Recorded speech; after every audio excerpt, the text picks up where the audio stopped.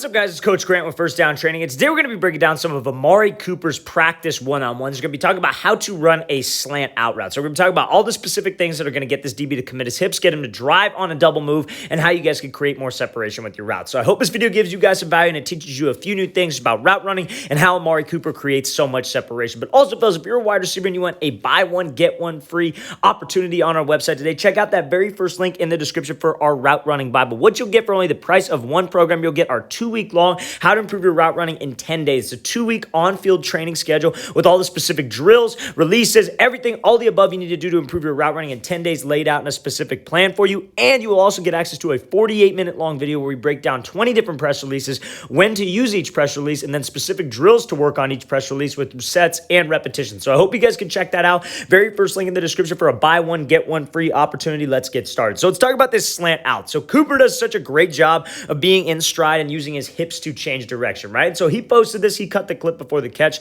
but we could all assume that he caught the ball. So when we're coming off here, anytime I'm running a double move, especially on the goal line, what do you think a DB doesn't want to give up? He doesn't want to give up the inside. He doesn't want anybody to cross his face, let alone because this is one-on-ones, but just in general, right? Because it's very hard to use safety help when you're on the goal line. Usually DBs are just locked in, man coverage. They don't want you to beat them inside. So anytime that we could get a free inside release like Cooper does such a great job of, using this wide step to the outside, actually stepping outside the DB's frame just to get him to sit. Anytime I can cross the DB's face on the goal line, if I do it correctly, I will get him to turn his hips, right? It's no different than some guys like to run a sluggo, maybe from like the 5-yard line, 10-yard line, but it's the same. It's all relative. DB's inside shade because he doesn't want to give up inside shade. So when Cooper takes off to the inside, you see that he's got the big three. These three things specifically will get a DB to commit his hips. These are three things that so many young receivers don't do. They always miss out on one of them. So his eyes are committed to the inside, his shoulders and his hips are running down that angle, and he stays in stride with speed. That's the main thing that you got to be able to have. Because if you guys come off this break and you're running a slant out and you're breaking in front of this DB, any kind of double move,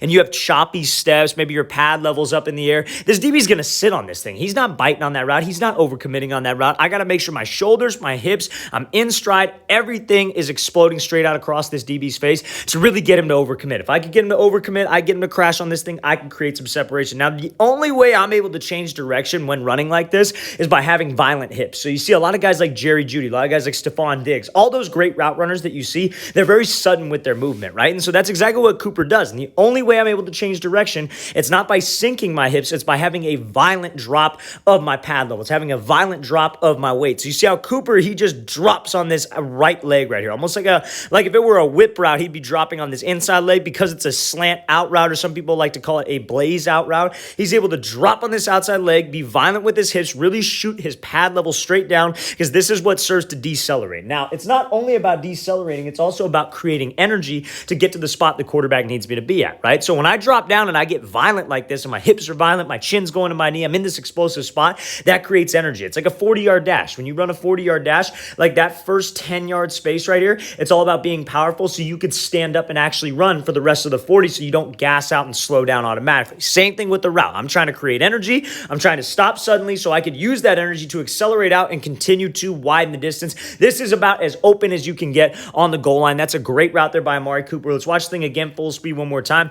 Great job hitting him with this wide step, crossing his face, being in stride, committing the shoulders, committing the eyes, and creating some separation with that violent hip drop. All right, guys, we want to thank you for watching. I really appreciate it. If you guys have any questions at all, please don't hesitate to leave those in the comments below. I always appreciate the feedback. And again, fellas, our route running Bible, it's over an hour and a half's worth of specific content. Buy one, get one free opportunity. Both these programs are sold separately on our site, so I hope you guys can take advantage of this today. Very first link in that description below. I'll see you guys next time.